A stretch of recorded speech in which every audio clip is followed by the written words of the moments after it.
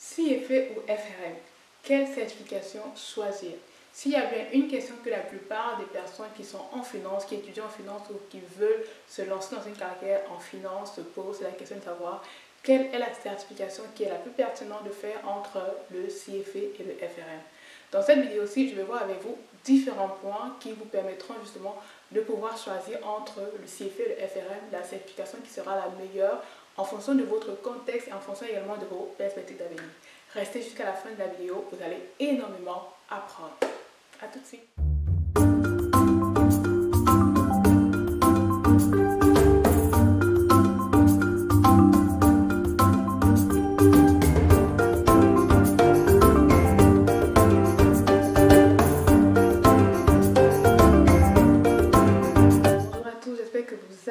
Bienvenue sur ma chaîne. Comme je disais tantôt, dans cette vidéo, on va voir ensemble quelle certification choisir entre un CFA et un FRM.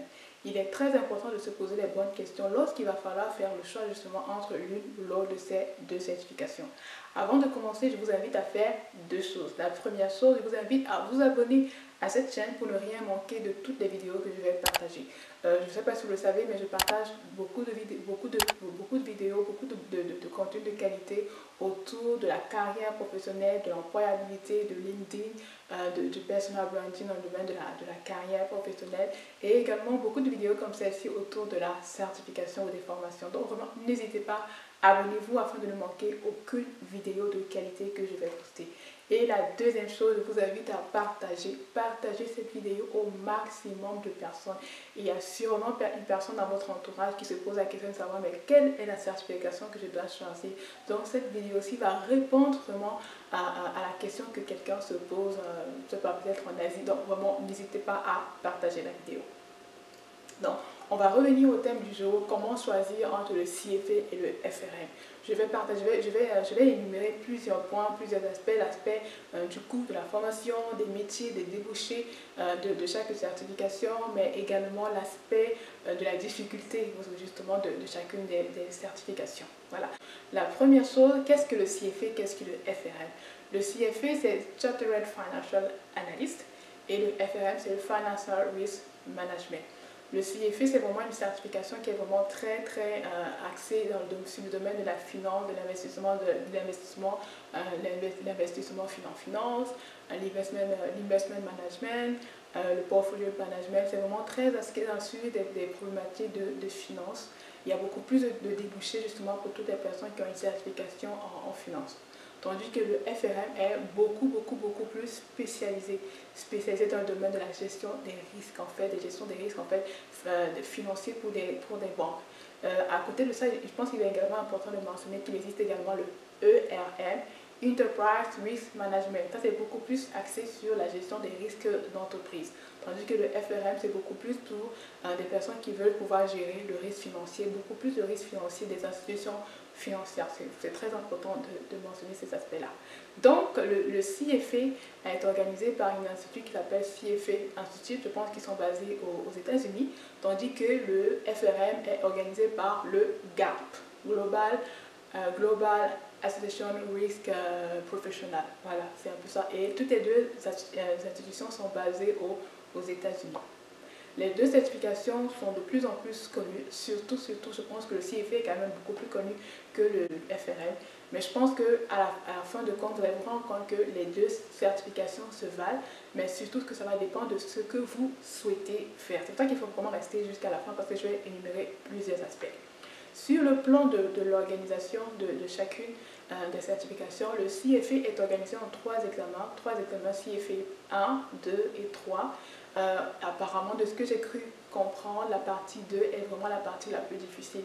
Et il faut également comprendre que le taux de réussite du CFA est très bas, entre 40 et 50%. Et je pense qu'il y a beaucoup de personnes justement qui échouent ou bien qui ont du mal à passer le premier examen et qui n'arrivent plus justement à faire le CFA 2 ou 3.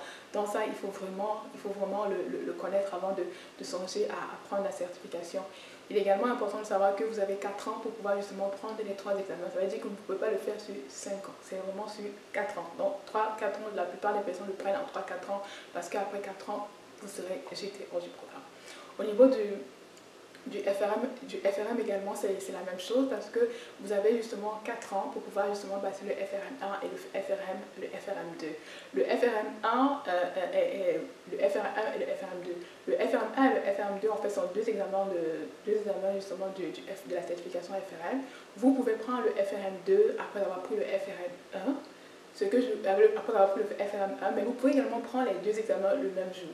Parce que le FRM1 et le FRM2 sont deux examens qui sont organisés en mai et en novembre et qui sont organisés généralement le même jour. Donc le FRM1 est organisé le matin, tandis que le FRM2 est organisé l'après-midi. Ça veut dire que si vous souhaitez prendre les deux examens FRM1 et FRM2 le même jour, vous pouvez le faire.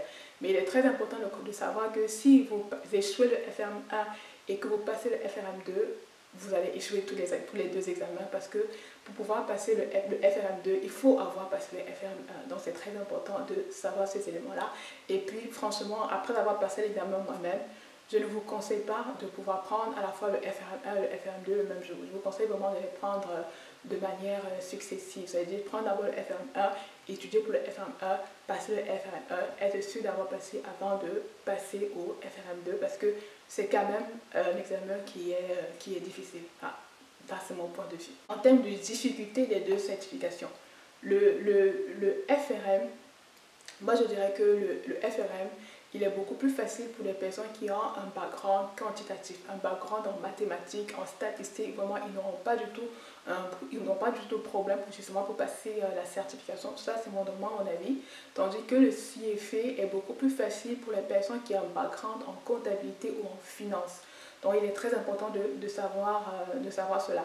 Moi, pour ma part, j'ai un background en comptabilité et en finance et j'ai passé le FRM. J'avoue quand même que j'ai beaucoup galéré pour les notions, les coûts, les aspects, les notions qui étaient autour, qui étaient très quantitatives. Généralement, on parlait du calcul, du cash, de la méthodologie de la VAR. Tous ces éléments-là, vraiment, quand on entrait vraiment en fond, et comme c'était très très quantitatif, j'avoue quand même que ça devenait un peu plus difficile pour quelqu'un comme moi qui avait plus un background dans le domaine de la comptabilité. Mais c'est faisable puisque j'ai pu l'avoir. Voilà, mais je préfère vous le dire au cas où. Donc ça, c'est vraiment par rapport à la difficulté des examens.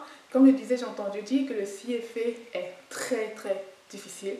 C'est très très difficile dans le sens où il faut vraiment avoir une vaste connaissance dans tout le domaine de la finance.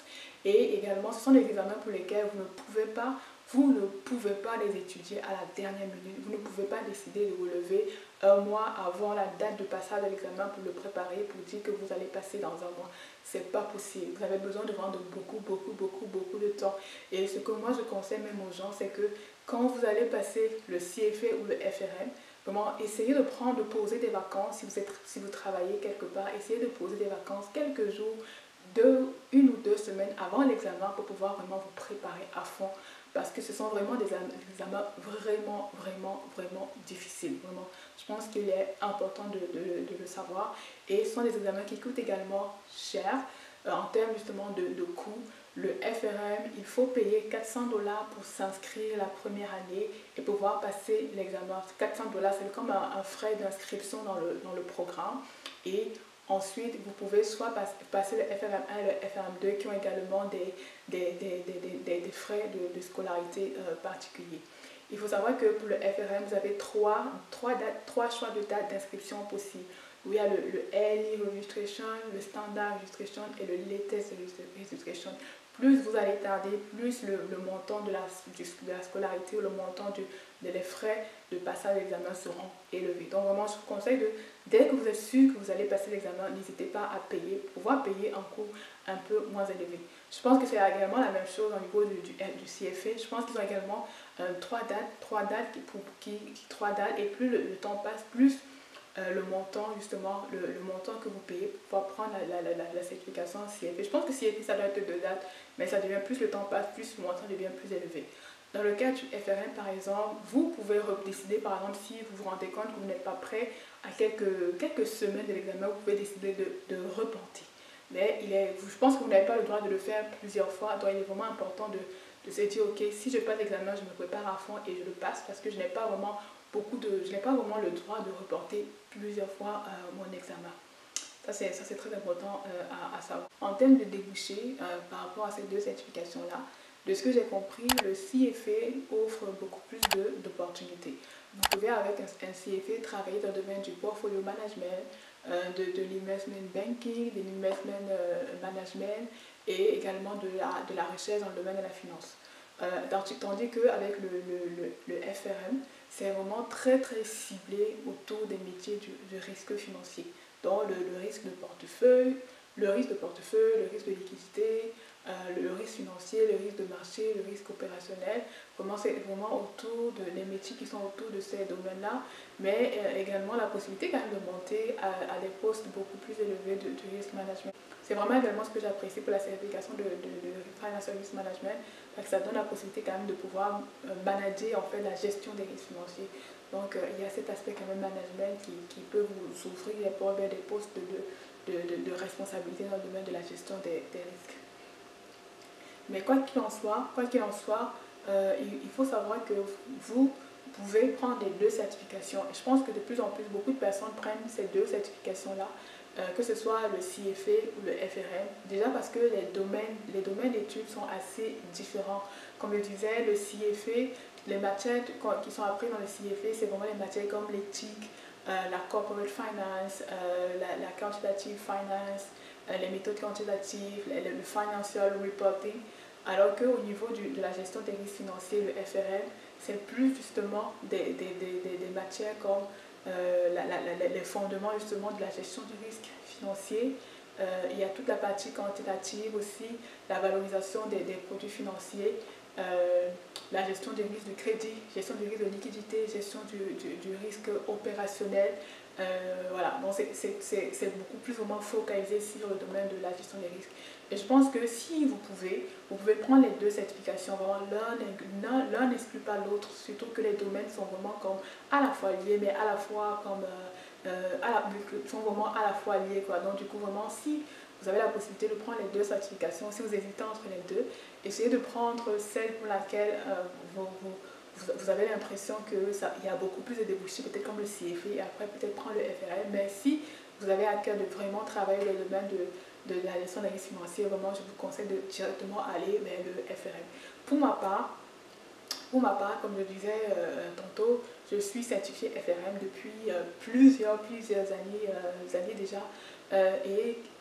Pourquoi? Parce que je travaillais déjà dans le domaine en fait. J'ai travaillé longtemps dans le domaine de la gestion des risques financiers, beaucoup plus la gestion de risques de crédit. Donc pour moi, ça m'apparaissait assez normal de pouvoir justement prendre le FRM au lieu du CFA. Je ne me suis même pas posé la question pour vous dire la vérité. Et qu'est-ce que le FRM m'a apporté? C'est vraiment le fait qu'en faisant le FRM, mes entretiens étaient beaucoup plus facilités. C'est parce que quand les recruteurs voient que vous avez un FRM, ils se disent quand même qu'il y a quand même des choses que vous savez en fait. Il y a quand même des connaissances que vous savez. Donc au niveau des entretiens, les entretiens sont beaucoup plus light parce qu'ils se disent ok, on voit qu'elle a un FRM, ça veut dire qu'elle a quand même certaines connaissances au niveau justement de la gestion des risques financiers. Et moi j'ai longtemps travaillé dans le domaine sur la réglementation BAL 2, BAL 2, BAL 3. Donc justement le FRM fait beaucoup appel à ces notions de BAL 2, BAL 3. Donc voilà, franchement, ça m'a vraiment aidé à pouvoir avoir plusieurs emplois dans le domaine de la gestion du risque et particulièrement du risque de crédit. Et franchement, moi je trouve que ça m'a énormément ouvert les portes en fait. Ça m'a ouvert les portes, ça m'a empêché ça m'a donné en plus par rapport aux personnes qui passaient les entretiens. Parce que quand vous passez un entretien et quand il y a deux candidatures, et on a beau poser des questions peut-être en entretien, mais on se dit ok, celle-là elle a quand même un FRM, ça veut dire qu'on peut quand même lui faire confiance. Il y a quand même, parce que ce sont des examens difficiles. CFA ou FRM, ce sont des examens vraiment difficiles. Ça veut dire que si quelqu'un arrive à passer l'un de ces examens, l'une de ces certifications-là, ça veut dire qu'elle en a quand même, quoi. Ça veut dire qu'elle a quand même du potentiel, elle a quand même des connaissances et c'est un domaine c'est un domaine qui la passionne. Franchement, je pense qu'il faut quand même être un minima passionné pour pouvoir passer ces certifications-là. Donc, Voilà, donc c'est ce que je peux dire. Donc si vous avez un battement de cœur pour tout ce qui est gestion du risque, je vous conseille de faire le FRM. Si vous avez un battement de cœur beaucoup plus pour la finance, l'investment finance, la gestion des portefeuilles, je vous conseille de faire le CFA. Mais comme je disais tantôt, vous pouvez choisir de faire les deux certifications si vous avez le temps et si vous avez l'argent. Mais il faut savoir que c'est beaucoup d'investissement. Pour le FRM, il faut compter entre au minimum 200 heures de travail. Vraiment, quand on dit 200 heures, ce n'est pas 200 heures à rêver, c'est vraiment 200 heures de travail ardu. Surtout que la plupart du temps, quand on prend l'une de ces certifications-là, on travaille à plein temps. Donc ça veut dire qu'on n'a que les soirs pour pouvoir étudier. Donc c'est au moins, c'est entre au minimum 4 mois vraiment de travail intense. Moi je dirais 4 mois de travail intense. Et voilà, et moi je dis toujours il faut commencer le plus tôt possible pour pouvoir justement avoir du temps pour bien se préparer. Parce que durant l'examen, je trouve que c'est très stressant. Les examens sont très stressants. Et si on n'a pas assez étudié ou si on n'a pas assez confiance, on peut facilement rater son examen comme ça. Donc je pense que je vous conseille vraiment de prendre le temps d'étudier à fond, d'être sûr que vous allez le passer, de prendre le temps d'étudier. Ça demande beaucoup d'investissement personnel en termes de temps, en termes également financier, parce que après avoir payé justement les frais dont je parlais, c'est-à-dire le frais d'enregistrement de 400 $, 400 $ pour le FRM, 450 $ pour le CFA, les frais qui varient entre 450 et 550 justement dollars, dollars US pour le FRM. Je pense que c'est à peu près la même chose pour le CFA. Quand vous avez terminé de passer ces frais-là, ce n'est pas tout. Il faut encore pouvoir débourser de l'argent, soit pour acheter des livres, ou soit pour justement acheter les résumés de cours, ou également soit peut-être pour vous inscrire à des formations en ligne. Donc ça coûte vraiment cher, ça coûte beaucoup d'argent, c'est beaucoup d'investissement. Donc prenez le temps de peser le pour et le contre, CFA ou FRM. Mais moi, comme je dis, pour terminer, si vous voulez travailler dans le domaine de la gestion des risques financiers, je vous conseille de faire un FRM. Et si vous voulez continuer dans le domaine de la gestion des risques, dans le domaine de la finance, investment finance, recherche en finance ou gestion des portefeuilles, je vous conseille de faire le CFA. Par contre, moi je pense aussi qu'il y a de plus en plus de CFA. Ça devient quand même un peu plus commun de voir des CFA, alors que le FRM, c'est prestigieux aussi. C'est prestigieux, mais il y a moins de personnes qui ont un FRM. Là, je pense qu'il est important de le mentionner. Il y a moins de personnes qui ont un FRM, comme je dis, parce que c'est quand même très candidatif. Donc vraiment, à vous de voir. Je vous laisse faire le choix. Je vous ai donné tous les conseils que je pouvais. Mais vraiment, si vous avez des questions, n'hésitez pas à me poser les questions dans la barre des commentaires. Je vais me faire un plaisir de pouvoir vous répondre. J'ai terminé avec cette vidéo aussi. Si vous avez aimé, n'hésitez pas à liker, partager et surtout abonnez-vous afin de pouvoir être au courant de toutes les vidéos que je vais partager. Je vais faire d'autres vidéos justement sur le sujet du FRM pour savoir qu'est-ce que le FRM, la partie 1, la partie 2 et comment les passer. Donc vraiment restez scotché sur cette chaîne pour avoir toutes les informations. Et je dis merci encore d'avoir écouté la vidéo et je vous dis à la prochaine.